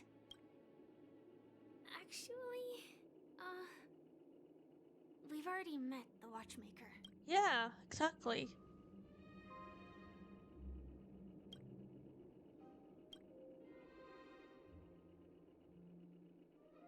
Oh, thank you. Knights of Beauty. We don't have much time left. May we meet again. Yay, thank you. In that case, let's make our way to the end. Yes, let's go. Penacony's really thronging with talent.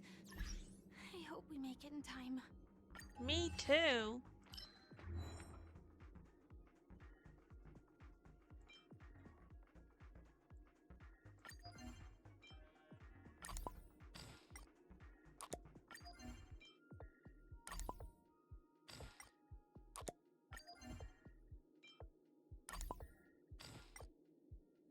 I want to see that clocky thing again.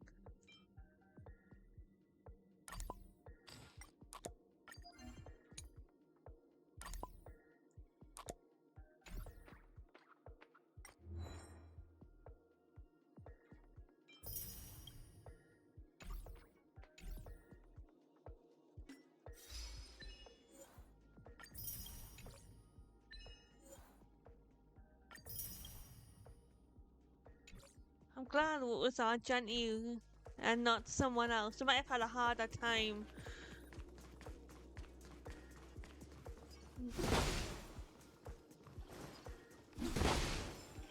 We're done. I hope.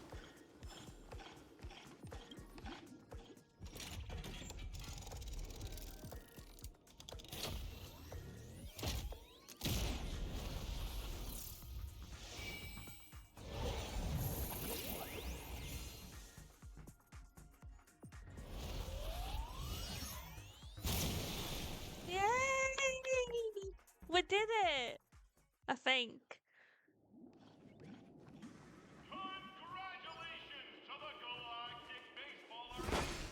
Like baseballer. You like baseballer?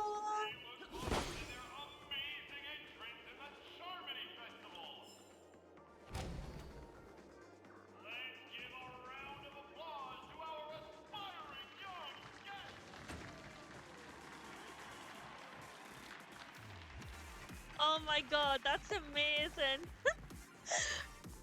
We did it! But where's ever go on March?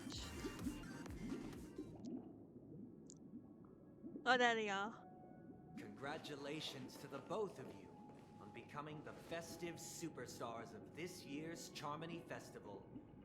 Before entering the Grand Theater, I, on behalf of the organizers, extend my Sunday? sincere congratulations to you, wishing you joy under their radiance.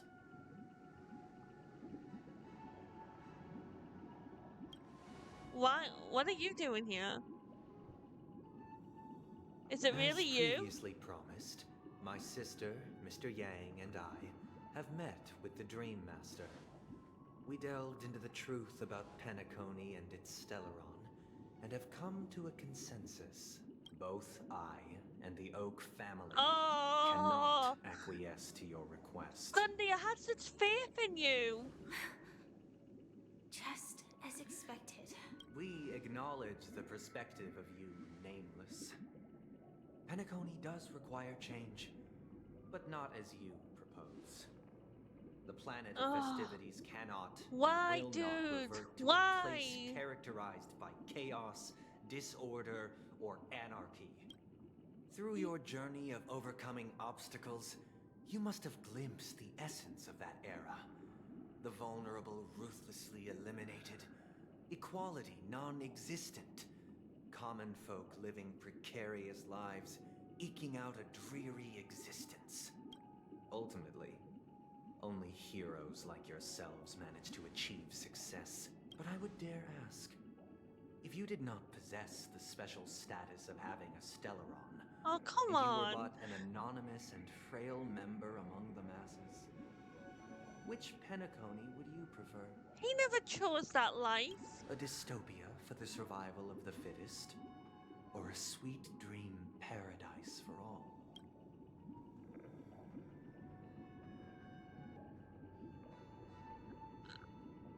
I don't know what to say.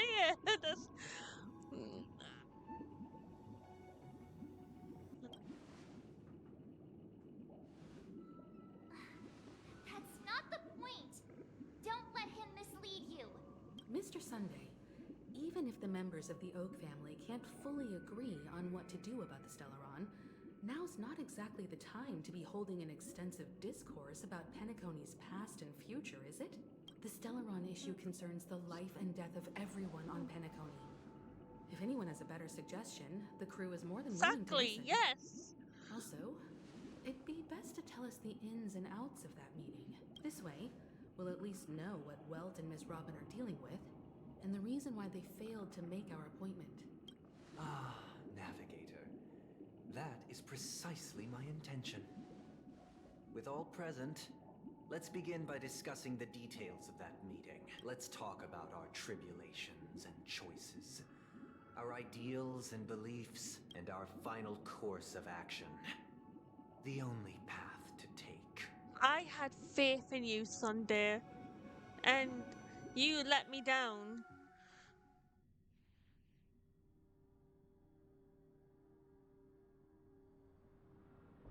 A while ago? You mean to say that for the longest time, there have been scoundrels who would use the Charmony Festival that I have bequeathed to the masses as a tool to realize their ambition? Indeed, Dream Master.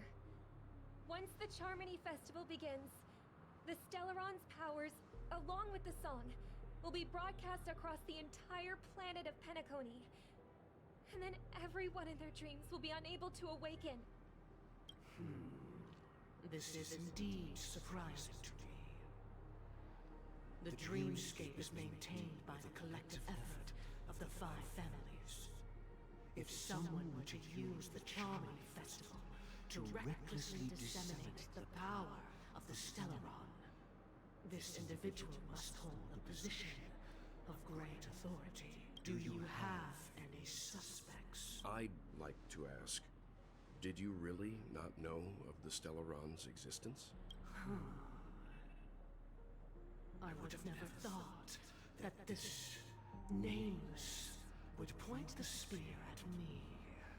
Quite astonishing indeed. If I have offended, the Astral Express extends its sincere apologies.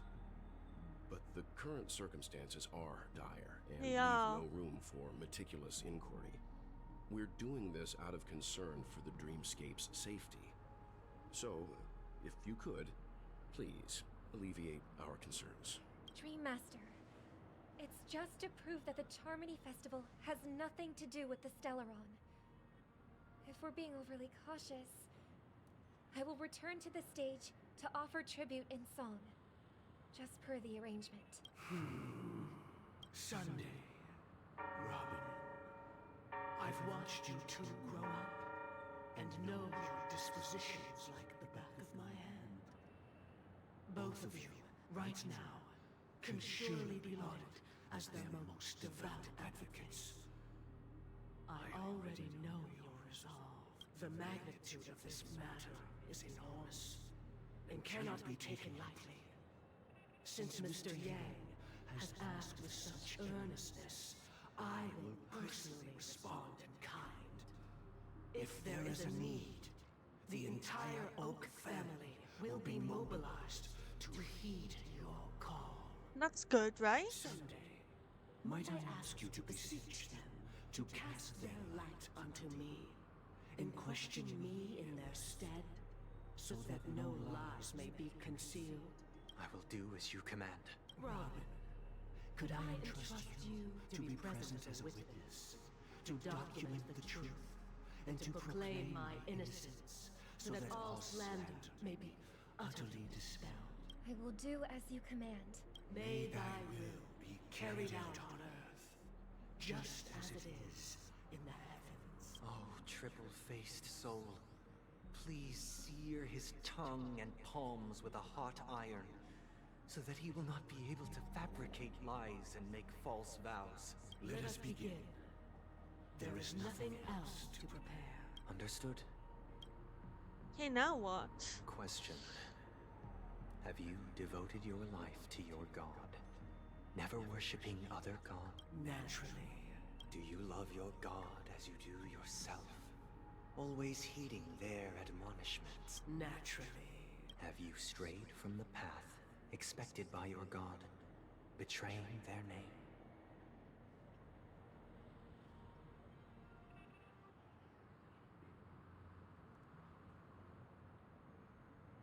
Never. Have you ever been inordinate with your asks of your god, coveting more than the foundation of the creation itself? Never. Then, a final question. Do you swear to fulfill all vows, past, present, and future? With the Eon as my witness, if I do not deliver on my words, or if I renege on my vows, may I be cursed in accordance with divine law. They have seen your faith, and have endorsed your faith. With this, it can be evidenced. Just a moment. What? What is it, Mr. Yang? I have another question I hope to have answered. To my understanding, the family's harmony and prosperity have never relied on so-called divine laws. The god you both mentioned, are they truly Shipe? Mr. Yang should know that those belonging to the family toil together as if they were kin, embracing solidarity and unity under their light. All duplicity is laid bare before the harmony. Such a delicate and complex symphony. Which other god could perfectly harmonize this, if not for the great one, Shipe? Perfectly harmonized. Therein lies the problem. It isn't an outsider lurking in the shadows who changed the harmony, but a dissonance that has surreptitiously emerged from within this very symphony itself. Yeah. In the distant past, there existed an Eon. With one flick of the wrist, they crafted the laws of the cosmos. Their followers formed the Beyond the Sky Choir, spreading solemn and reverent hymns throughout the universe. Later, they fell. The route traversed by this Eon clashed with the harmony, ultimately being absorbed and fused into it. The chorus that once reverberated across worlds fell silent, and when it echoed anew, it was transformed into the hymn of harmony. Though an Eon may perish, paths with no masters still linger. In the all-forgiving harmony, echoes of bygone dissonance may subtly arise. Mr. Yang, being overly astute can be a detriment. Oh boy. Especially when you find yourself alone and without allies. So this is how it is. For the sake of our grand cause, Sunday, please afford these two an opportunity to rest. What? What? Sunday, what are you doing? That's your sister. What is he doing? Sorry, Robin. It's just you. I did not wish for you to know this. It's a pity that things have turned out this way. So, this is the true reason I can't sing? The shadow that envelops Penacony is actually... We were never children of the harmony. Our ideal paradise could not have been crafted by Shipe. True bliss can only be guaranteed by the one who transcends the many. Within the foundation of law, humanity establishes civilization, and through harmony, we obtain order. What have you done?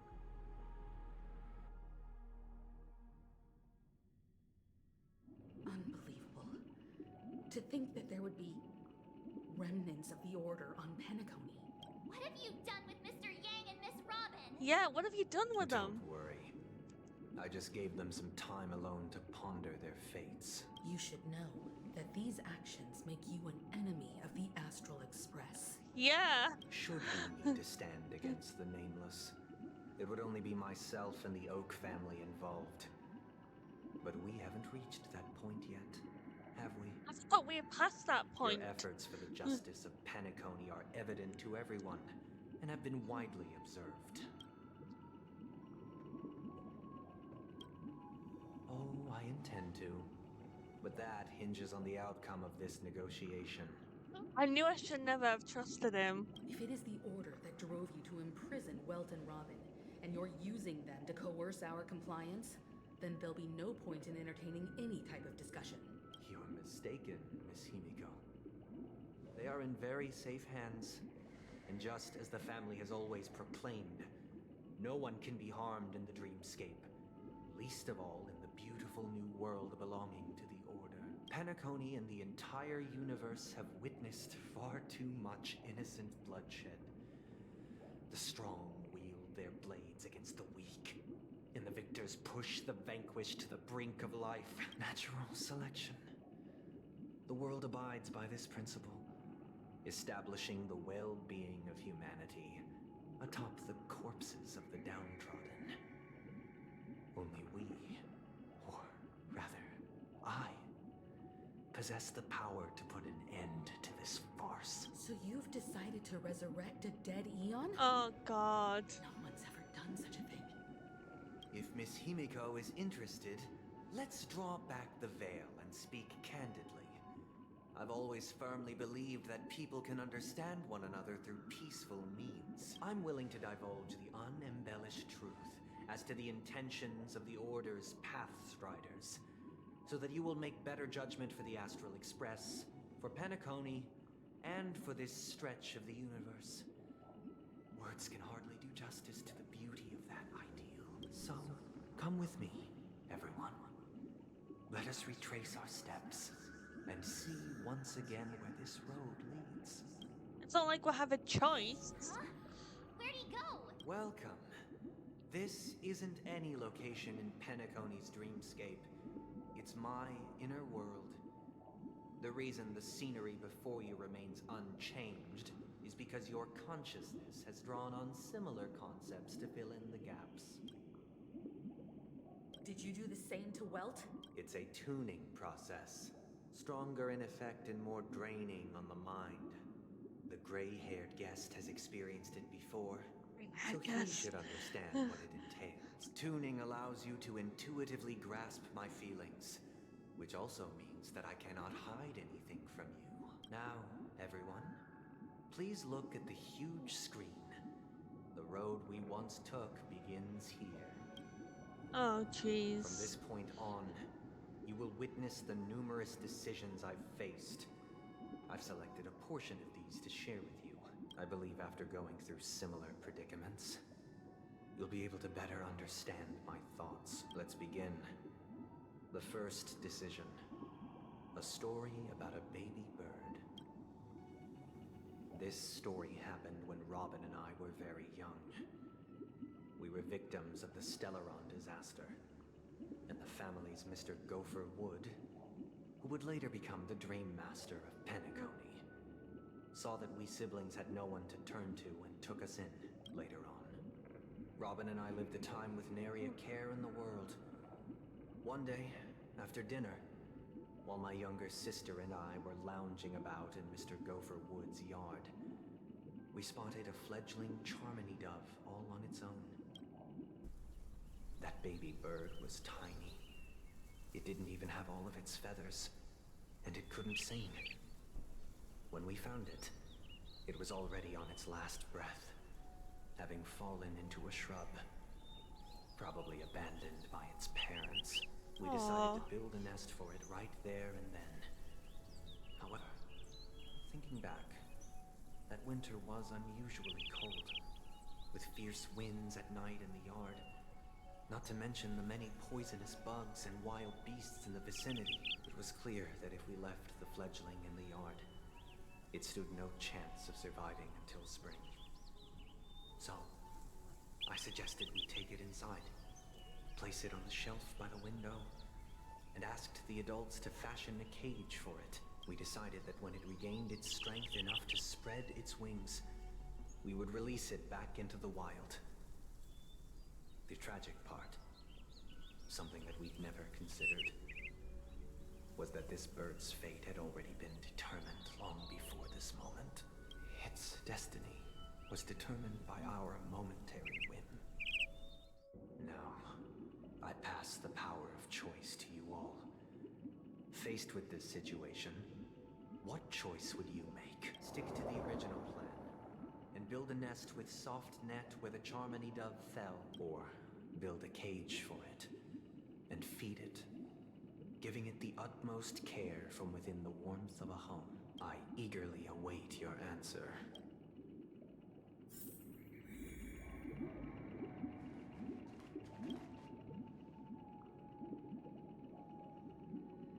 That guy just casually throws this kind of question at us? What exactly is his deal?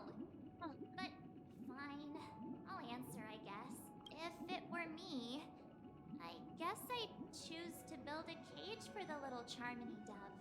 After all, leaving it there, it's bound to get hurt by wild animals or something.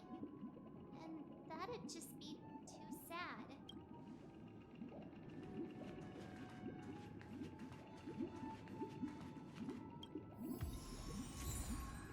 Alright, I think we're gonna leave it here for today. We'll keep going through the story. We're not gonna do any character building today. Like, comment, subscribe, and share your thoughts about this portion of the story we're getting through. But no spoilers, please.